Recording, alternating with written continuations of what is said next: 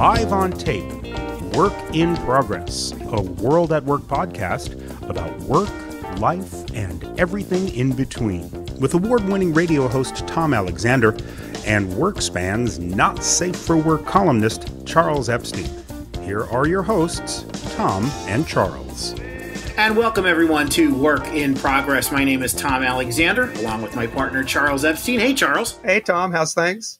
Things are great. We've been having a lot of fun on this podcast. This is episode number 6 already. Oh, and we've had some fun guests and really interesting conversations. Yes, I'm just waiting to the point where we get to a number where we can't keep track. That's when we know we've been doing okay. Yeah, show number 563, right? Yeah, exactly. They might have to wheel me in for that one, but we'll see. So today's show, we have a couple of very, very good guests. Looking forward to that. Brit Wittman from Chevron, talk about all manner of compensation, and Bill Galante from the Miami Dolphins. You know, if you've gone to any sporting event in the last dozen years or so, you know it's so much more than just the game on the field or on the court. It's always a lot of things going on in the periphery, as they say. And that experience, that fan experience, is a major undertaking. And Bill Galante for the Miami Dolphins is a lot of these great events that go on at the ballpark and at the stadiums are under his watchful eye. So we'll hear some interesting stuff from him. Yes, exactly. Looking forward to that. So he's the reason why when I go to a game that wasn't inherently at all interesting, I go back completely exhausted from what obviously is just complete sensory overload. They don't let you alone for a second. No stone left unturned, as they say. No. But, I was thinking before we came on, we were talking about a conversation we had the other week with Susan Brown from Siemens. I remember asking her the question, what gets her excited, speaking of compensation, what gets her excited about compensation? And she sort of greeted that question with sort of an ironic chuckle, as if to say, well, it's not much that gets me excited about compensation. I'm obviously interested in it. It's central to what I do. It's very, very important. I think about it a lot. And then you and I were talking, well, yeah, it stands to reason. Not everything about your job. You can like your job, you can love your job, but not everything from the time you clock in to the time you shut out the lights. It's not like you're pumping your fist like you just won the Stanley Cup. The Stanley Cup. So, I thought in retrospect, it might have been a little bit of a silly question, but who knows? Maybe Susan, or there are some people who are just absolutely obsessed. People are obsessed by some of the oddest things, and maybe she's obsessed with or excited about compensation. Who am I to say? You never know. And we'll learn a little more about compensation when we chat with Brit Wittman just ahead. Yes. As the general manager of executive compensation for Chevron. So that sounds like, boy, that job just frightens me. I mean, that just sounds like an absolutely like the Matterhorn or something of jobs. That's a lot to take on. Well, it is. I mean, all roads lead to compensation. Whatever it is you do, it all comes down to that. So, you have every reason to be trembling in your boots, because, the guy who holds the purse strings is also the guy who could withhold said compensation. So that's a very terrifying guy. You cross paths with Brit Wittman in the hallway, after you, Mr. Wittman. What can I do for you, Mr. Wittman? I hope you're having a very good day, but what can I do for you, Mr. Wittman? Anything, name it. There you go. Yes, that's it. Yes. So obviously we have to extend that when he comes on, and we're going to be, of course, the most well-behaved we've ever been in the 6 shows we've done thus far. So that should be very, very well behaved. I've got my restraints all set. I'm all set to go. Brit Wittman will be our very first guest, and we'll be back right after these words.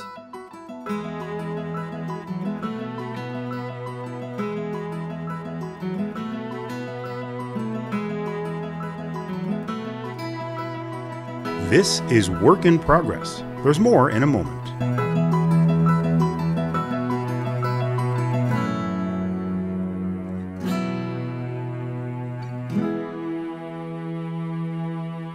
Employee sleep impacts company health. Poor sleep directly impacts absenteeism, performance, safety, and healthcare costs. It worsens other chronic diseases such as diabetes, stroke, and heart disease. The Drowsel Sleep Health Program educates, motivates, and measures progress towards better sleep health. Learn more about how we can help to improve your employees' sleep health today. Visit resonea.com. That's RESONEA.com. The best ain't life for free, yeah, yeah. But you can give up to birds and they don't want some money, yeah. What I want, yeah, yeah. Want some money, money, money, money, money, money. But Our next guest is Brit Wittman, General Manager of Executive Compensation for Chevron. Brit is responsible for all aspects of compensation for the executive population of Chevron. He manages a global team responsible for benchmarking and salary planning, developing offers, deferred compensation, and retirement. Brit, welcome. Thank you. It's great to be here. It's great to have you. Please say hello to my partner, Charles Epstein. Hi, Charles. How are you? Hey, Britt, I'm doing great. Thanks for asking. First, I have to say thank you for joining us on hashtag Equal Pay Day. It couldn't be better. It's the perfect day. Perfect. Yes. Everything, all the stars are aligned. For those listening, this is recorded several weeks in advance. And Tom, I have to ask, what are the odds that we be talking to Chevron's manager of executive compensation on Equal Pay Day? I was checking those odds, Charles, and it was 1.893 million to 1. So it's it's a little long. Yes, mind-boggling. So, Britt, are you doing anything at Chevron to commemorate this? A balloon drop, maybe? No, nothing special to commemorate Equal Pay Day.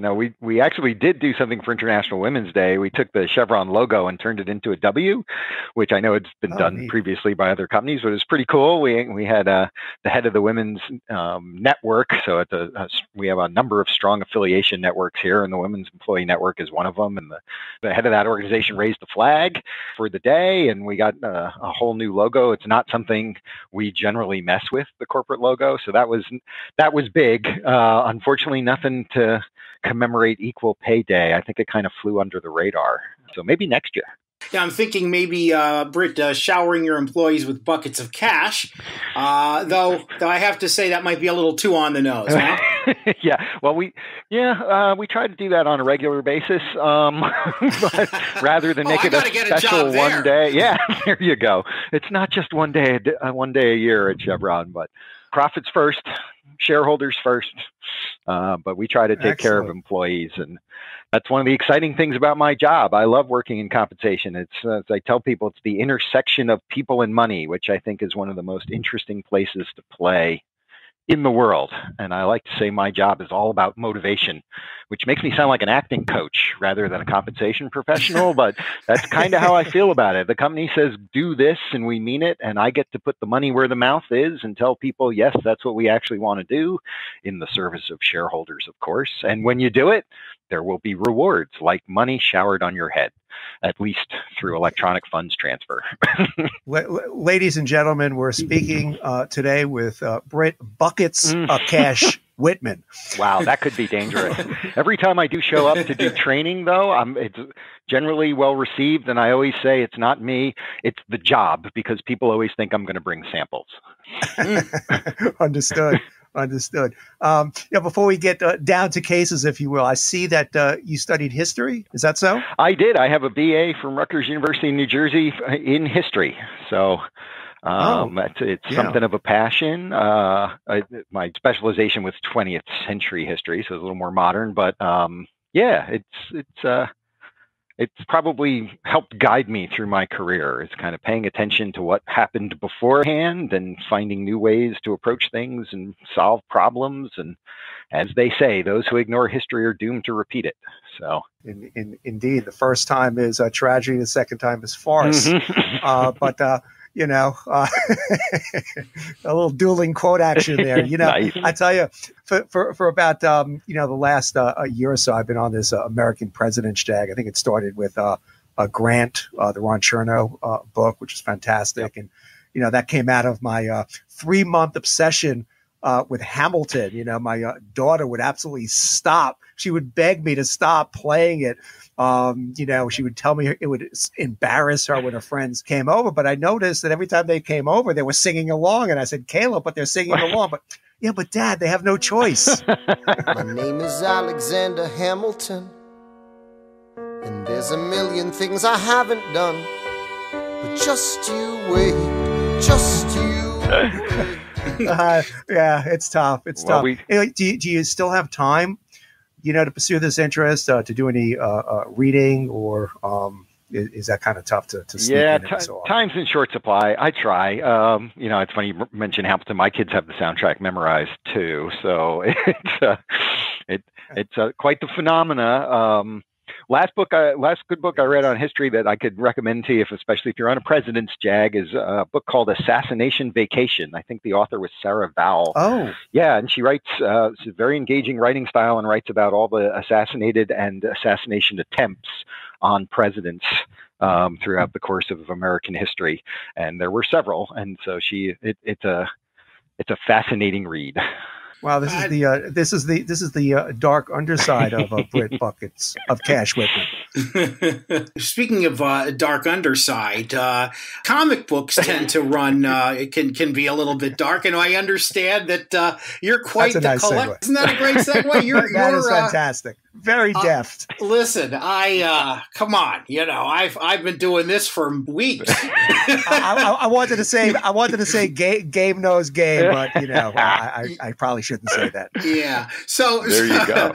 So a comic book collector is something that I guess you would call yourself to some degree. And any comics in particular? Yeah. So I've been doing the collecting thing since I was young, probably around 10 years old. I caught the bug, and I've been doing it ever since, which means for several decades. My favorite character, although there are several I follow, the collection has actually gotten to be relatively large over those several decades. I think I'm up to something on the order of 30,000 books at this point. But probably my favorite character of all the bunch is Wonder Woman. So she debuted in the 40s. I now have one copy of every issue of Wonder Woman that has ever been published. So the OCD collector in me feels very good about having completed a run. You're a Wonder Woman. You're a Wonder Woman completist. There you go. That's right. I am absolutely complete, and so yeah, it's fun, you know. So it's distracting. It gives you something to do and some place to put some excess cash, and as all hobbies do, right? They're a drain on the wallet and on the clock, but they're where you recharge and refresh and get some sense of purpose. So that's how I recharge my batteries for the workday. So Tom, I think, knows a thing or two about comics, which is a thing or two more than there you go. Well, I can make the distinction between Marvel and DC, but beyond that, you know, I'm a little challenged. But I was a Marvel guy, and, you know, time when I was, 10, 11, 12, so forth, I used to enjoy collecting Spider-Man and the Hulk and so forth. But I've since kind of put that a little bit in the rear view, although I still do have, a few old comics from the late 60s through the mid 70s, I guess, tucked away in my closet, where it's along with next to my baseball. Yeah, cards, there you go. Good piece of Americana. And certainly the movies, particularly on the Marvel side, have made it a lot easier to admit being a comic collector. It's a pretty nerdy habit, but now that so much mainstream culture is coming from that source material, we comic collectors can talk about it freely. Now, here I'm gonna break out I think a very impressive segue from Do it. comics to compensation. Nice. So that's the best. That's as good as it gets. That's as good as it gets. I'm sorry. That works. I'm curious, Britt. First, how does one become a compensation expert? And second, we know there are lots of lawyer and doctor jokes. Are there any great compensation jokes other than the ones that immediately come to mind? Goodness. All right. So how does one become a comp professional? Nowadays, there's a lot of coursework in it in college and graduate school. It is actually a kind of a recognized field of study as well as profession, which is great. When I was coming up, it was all on the job training. There was not a whole lot of specific college work or coursework or graduate work focused exclusively on comp. Maybe there was a class in a labor relations school or something. But I got all my training, as most people do in New Jersey, by working for AT&T, the AT&T that was headquartered in New Jersey at the time. So I came out of college with my wonderful history degree. I didn't want to teach. I didn't want a job that involved the phrase, "Do you want fries with that?"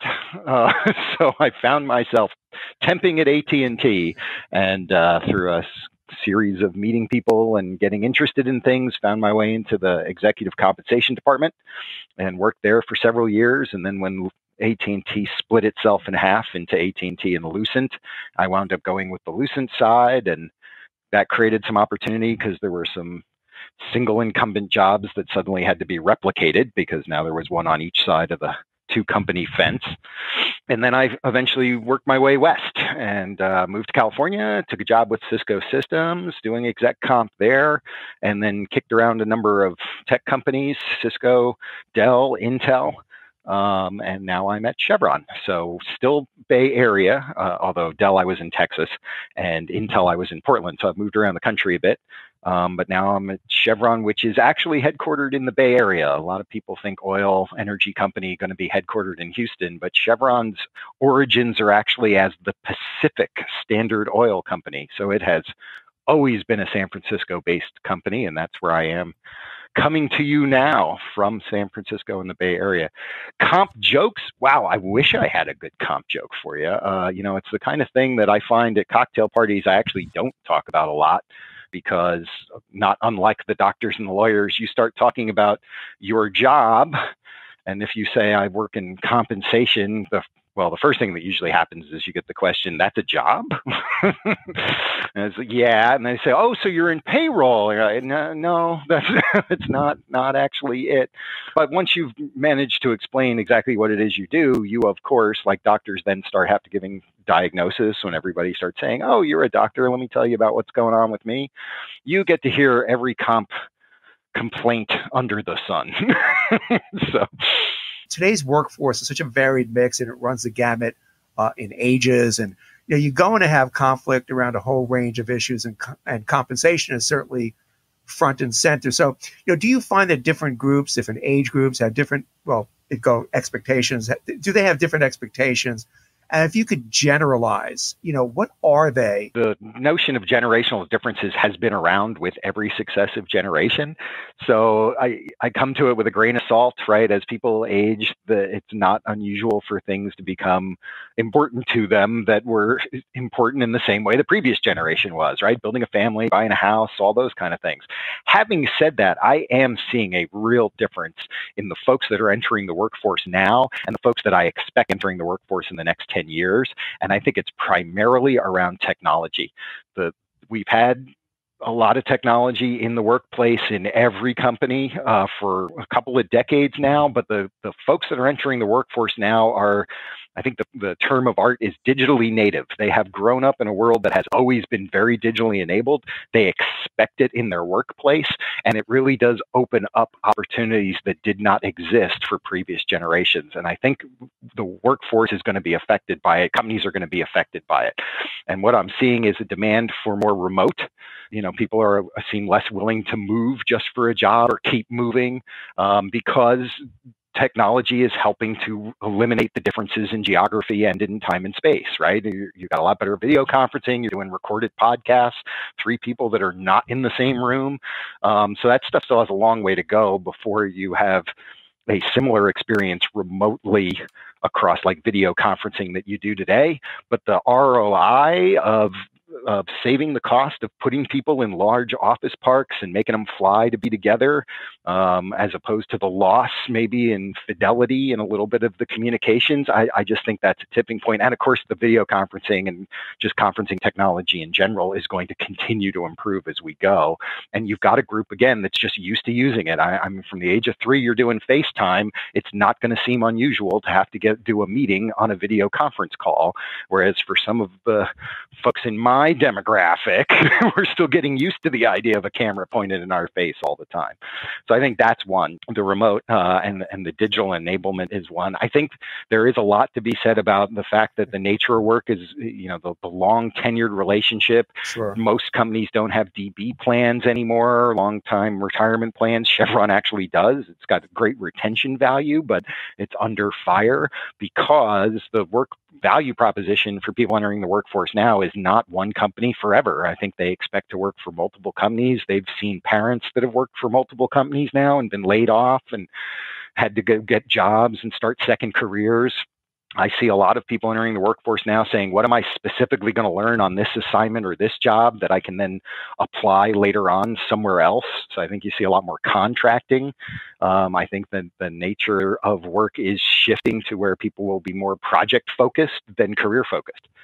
It'll take a while to get there, absolutely, but I think you're going to see a lot more of that. And again, it's digitally enabled, right? We can do collaborative cloud software projects across multiple folks. They don't all have to be in the same company. They certainly don't have to all be in the same geography. So I think there's going to be some movement on that front as well. And then the third thing that I'm seeing more of is social responsibility. So that's not to say previous generations weren't interested in that. And I think companies do have an obligation to service the communities they're in, but I just see the demand coming out of the next set of folks entering the workforce. And it's, again, plays perfectly to our equal pay day. Those kind of issues are being brought up. People are selecting who they're going to work for in large part, not exclusively, but in large part by what's the company reputation? How is it promoting the social agenda? In my job, exec comp, I deal with investors, frequently large institutional investors, and they are also demanding a lot of attention on environmental, social, and governance issues. So they're paying attention to things like equal pay, and they're paying attention to things like climate. And that's fascinating to me because you generally think of large investors as only interested in the money. What was that quote? It's not about the money, but it's about the money.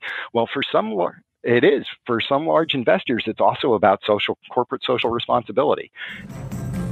Brit, wonderful conversation. Thank you so much for taking time to join us today. We really appreciate it. Thank you. Brit Wittman, General Manager of Executive Compensation for Chevron. And we'll be back right after these words. The best things in life are free, but you can give them to the birds and bees. I need fun. All I want. That's what I want. All I want. That's what I want. All across the country, people are coming together to speed up what we can learn about health. The All of Us Research Program is calling on 1 million people to join us as we try to change the future of health. For your family, for future generations, for all of us. Visit joinallofus.org and find out how you can become 1 in a million.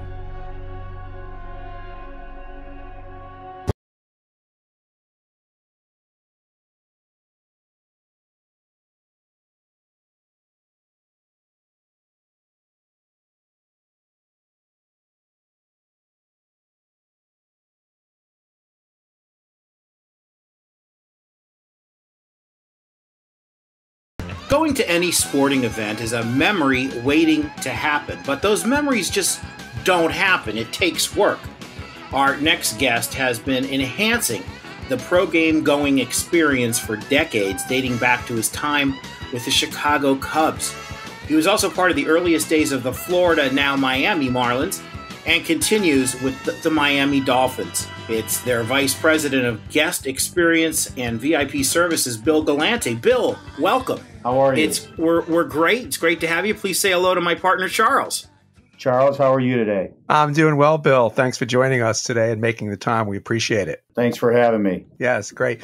Over the years, I've attended a lot of games, football, baseball, basketball, but never as a guest. I know you talk about enhancing the guest, experience. So I usually attend as a fan, though I'm not ashamed to admit, as a fair weather fan, as being a fan of the Knicks, Jets, and Mets is, who needs the stress, right? So what does one have to do to be elevated from mere fan to guest, and what exactly are the perks? When we look at the fan, we try and put ourselves in their shoes and what they're going through from, the minute they leave their house, probably even before that, to the purchase and the buying of the ticket, to make that seamless, and to get in their car and drive and pull into the parking lot, park, and walk up to the stadium, and walking through the gates, and all the touch points that they have when they go to a sporting event. That's our challenge. And how do we make that experience seamless for them and over the top, so when the event is over and they're walking out of the stadium, they're saying, wow, this was a great event. It was the team played well or didn't play well. That doesn't matter. But you know what, the way we were treated, and the people were nice, and any interaction we had, whether it was at the concession stand or the usher reading the ticket, was just first class, and had questions on where to go throughout the stadium. Everybody was knowledgeable. That's the angle we look at. Bill, if this were a sports podcast, I'd say one of the certainly quickest ways to ensure an enjoyable experience is obviously to field a good team. That's a different conversation, of course, for a different podcast. But however, you say guest experience versus fan experience. The Dolphins, which is probably the case of almost all the South Florida teams, have probably as many people outside the state, transplants, if you will, coming to games as native Floridian fans, in which case you probably have as many guest fans, if you will, as fans here in town, right? Absolutely. You get them from all over the United States, and, these people, climate here, the warm weather, you'll get Dolphin fans from New York. You'll get Dolphin fans from Dallas. You get Dolphin fans from LA. You get them from all over. We get them from, international. There's a huge Dolphin fan base in the UK and all over the world, actually, as we see people coming through our gates, and they plan their trip to Florida around a Sunday Dolphin game. And we've seen them from all over the place. Yeah, that's Dolphin Nation.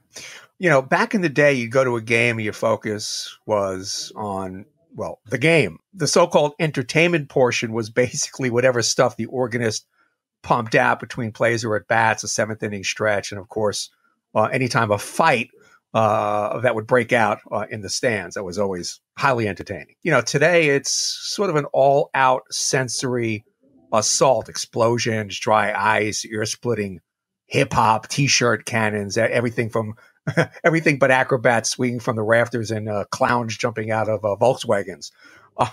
So, what do you do in the lead-up to each Sunday afternoon to ensure that fans will have a memorable experience? I'm assuming, that there's a great degree of choreography, and I'm not meaning, choreographing the Dolphins cheerleaders, but, choreographing it, from the time people are coming through the turnstiles, getting into their seats, kickoff, halftime, and perhaps even, as the game winds down and people are sort of eddying out into the parking lot to the cars. You're right. You're absolutely right. And ours starts too once they park. The Dolphins games here at the stadium has a huge following of tailgaters. With our weather being great, it's such a great opportunity for fans to come with other fans, and people have their planted parking spot that they park every Sunday, where they meet and they set up their grill and they set up their cooler and just kind of hang out until the gates open, or until really the kickoff is, and then they come in and watch the game. And then you have the other fan that comes in and doesn't tailgate. So we're challenged with, what does that fan do from they get to the stadium at 11 o'clock for a 1 o'clock kickoff? The gates are open. There's a ton of things that we have interactive around the outside of the stadium as they're walking up the gates, whether it's games for the kids, whether it's for the family, it could be photos. We've got a lot of interaction We've got an array of sponsors that we partner with each year, and they have their interactive booths and games set up outside the stadium to capture the fans that are looking for things to do before the games. And then once the games kick off, you're following the game through the big video boards now, and whether there's a timeout or a break in the play, there's always something up on those boards. You guys will see it, the kiss cam or the dance cam or the throwing of T-shirts into the stands and stuff like that. So it's weird because each sport, to varying degrees, does or doesn't necessarily lend itself to watching it on TV. Some sports I think are actually better watched on TV. For instance, hockey, you have to go. You just really can't appreciate the beauty of the game unless you're actually there. Football, weirdly, to me at least, you go there and it almost feels like a set. It feels almost like a television studio, the television time out. It almost seems to more lend itself to the television viewing experience. I wonder what your thoughts are, to that. And I guess to some extent, if that is the case, or you agree with that, or that's a general impression, it seems to me that it makes your job even harder to keep people engaged and entertained, given that there's a lot of downtime and television timeouts and so forth. I'm interested to get your thoughts on that. Absolutely. I mean, with our marketing team and our scoreboard operation, I mean, they've got to be in tune from the minute the kickoff starts till the end of the game, because it is kind of like a stage. Everything's orchestrated. There's so many timeouts in each quarter. There's a certain amount of time at halftime, 12 minutes. So when you're planning entertainment throughout a game, you got to be spot on in all these breaks to make sure that you're coordinating with the official down on the field. There's headsets between the two. There's actually a TV guy located down on the field, and he's in an orange cap, and he's got all those are hand signals when he's going to timeout or TV's going to commercial. And then the stadium kind of kicks in on some of those breaks too. So Charles, you're right on. It's orchestrated from kickoff to the end of the game. So it's quite a production. We're speaking with Bill Galante. He is the Vice President of Guest Experience and VIP Services for the Miami Dolphins. Bill, you've been doing this for more than 25 years now. And with this kind of work for 3 different organizations, the Cubs, the Marlins, and of course the Dolphins, can you tell us what over the years has changed as far as what you need to ensure a positive in-game experience over the years? But I would imagine that you're almost always having to keep on top of changing trends and probably what fans have come to expect, right? Absolutely, Tom. I think the biggest change I've seen from the days when I started with the Cubs, and it was day baseball. There was no night games, and it felt like it was just, like you guys were saying, it was more just the game. I mean, the fans came out, they wanted to see 2 to 3 hours of baseball, and they were locked in, win or lose. They wanted to see a win. And, the scorecard was there, the program was there, and, certain days people were buying tickets based on whether it was batting helmet day or T-shirt day.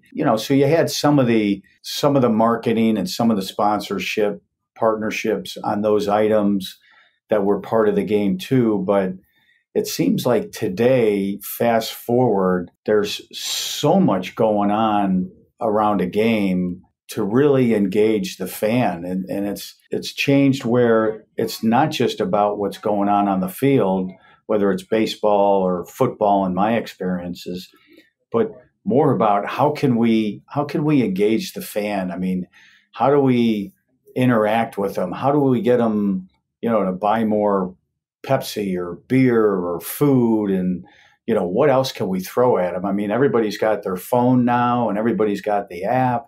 What more can we get to? It's almost like sensory overload, which back in the day, we didn't have that. When I started, they didn't even have a cell phone. They came out, they watched the game, and they looked at the scoreboard, and that's how they followed, maybe the other teams that were playing.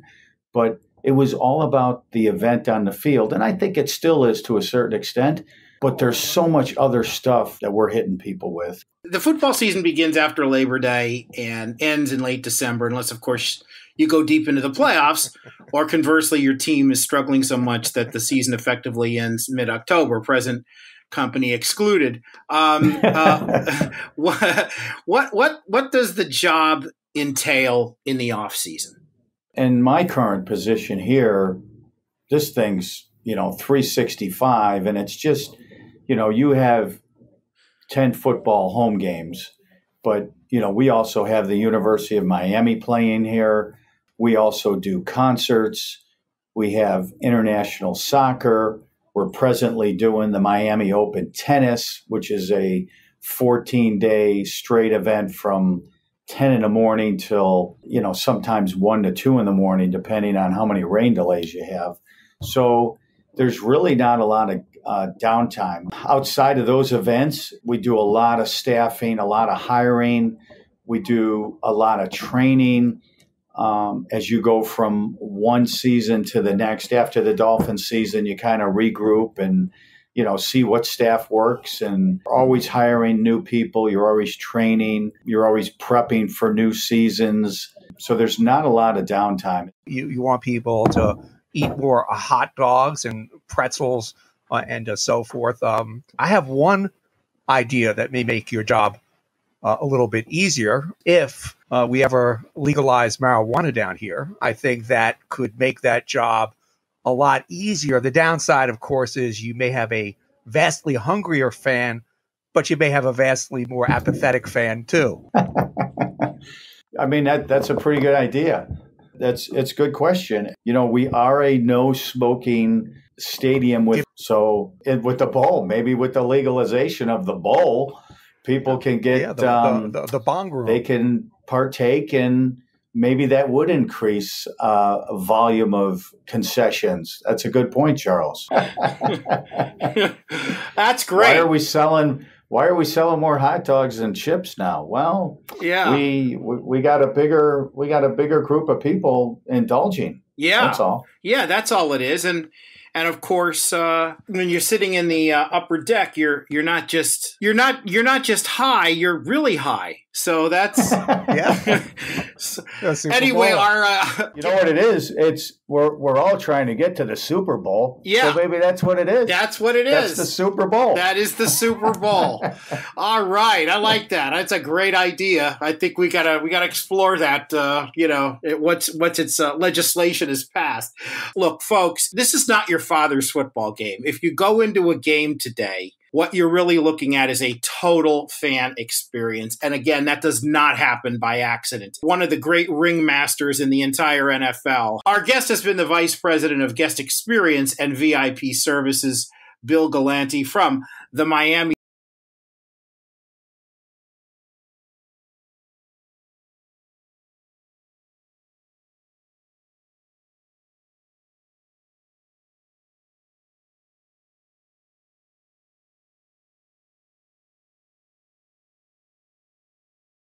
Will return after these words. As the demand for ever more talent increases, the issues of equity become top-level concerns for organizations.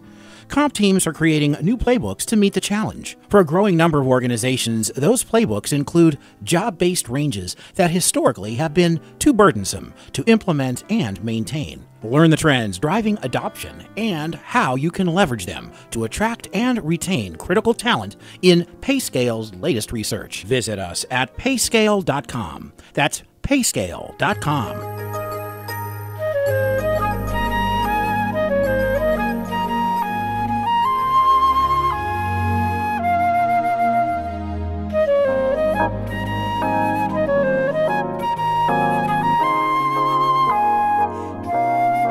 We're back on Work in Progress. My name is Tom Alexander, along with my partner, Charles Epstein. Charles, very interesting show today. Oh, indeed. Yeah, it was fun talking with both of them. Brett had some interesting things to say about compensation, and I was particularly impressed, Tom. I have to tell you, what was the comic, his favorite comic? Was it Wonder Woman? That, he had Wonder Woman. Yeah, he had some ungodly amount of Wonder Woman. since like the first one in 1940. I was like, wow, that's just, Yeah. Wonder Woman, Wonder Woman. All the world is waiting for you. Might be able to retire on some of that on that collection. Oh, no doubt. But I was very impressed that those distinctions between Marvel and DC. I know to a real comic book aficionado that might be the equivalent of knowing that some teams were in the National and other teams were in the American League. Yeah. I mean, but still, to the uninitiated, that was pretty impressive. So well done. That's very nice of you to say, but you're actually right. It's not all that. It really is, kind of pedestrian comic knowledge. But I was a fan as a kid. I used to collect comic books when I was, 10, 11, 12, 13 years old. I enjoyed reading superhero comics and things like that. But and I'll look in on a superhero movie. But not quite the devotee I was as a young lad. A friend of mine was a collector of R. Crumb and what is it, the Freak Brothers, all that. Right. Yeah, he would every so often take me down into his lair and show me his very, very carefully maintained collection. It was a curator of the sort of underground comics. Yeah. Right? I always thought there was a very fine line between that and Nathan in Sophie's Choice, but we probably shouldn't go there. Sorry about that. But and obviously Bill Galante, that's one heck of a gig he's got there with the Dolphins. Talk about having to be responsible for essentially people's take home. They go home with good memories, and he's largely responsible for that. I'm not sure the guys in the field would completely agree with you there. I think they, want to say that they have something to do with the excitement, and maybe there's a case to be made that some of the explosions, some of the extraneous stuff trigger those memories in later age. Maybe they're good mnemonic devices. I don't know. Maybe Bill is on to something. He doesn't even know it. I don't know. He very well may be. I don't know. Yeah. Just last thought, you were talking before about, we're both watching Chris Bosh's retirement ceremony, which is really, really sweet. And Manu Ginobili's, which was terrific, reminded, everybody, what a trailblazing player on so many dimensions.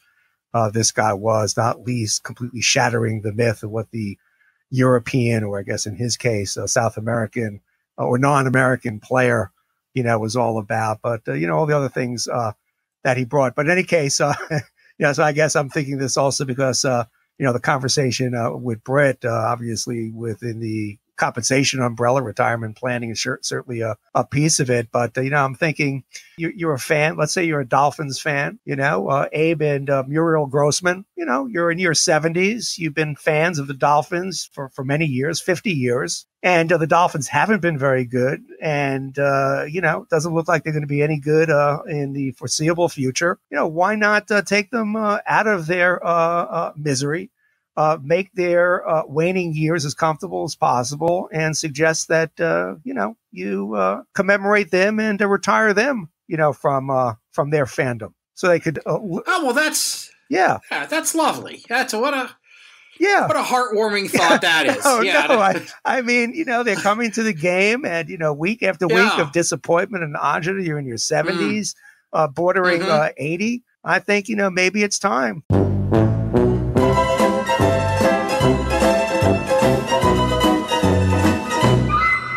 It's like, look, you've done your service. We appreciate you. We appreciate all you've given to the organization. And, here's your watch with the dolphin logo on it. Here's a matching, his and her bathrobe, et cetera, et cetera. Come back, anytime as our guest, but, not too regularly. Well, thanks for the pick-me-up. I'm not exactly sure how to handle that, but hey, look, at least I'm just trying to help, man. I mean, it might not work, it may not fly, but we're trying. He is Charles Epstein. My name is Tom Alexander. You've been listening to Work in Progress. We thank you so much for listening, and we'll see you again next week. So long, everybody. This has been Work in Progress, a World at Work podcast about work, life, and everything in between, with with award-winning radio host Tom Alexander and WorkSpan's Not Safe for Work columnist Charles Epstein. For more, visit worldatwork.org/work-in-progress. That's worldatwork.org/work-in-progress. Join us next week for another edition of Work in Progress.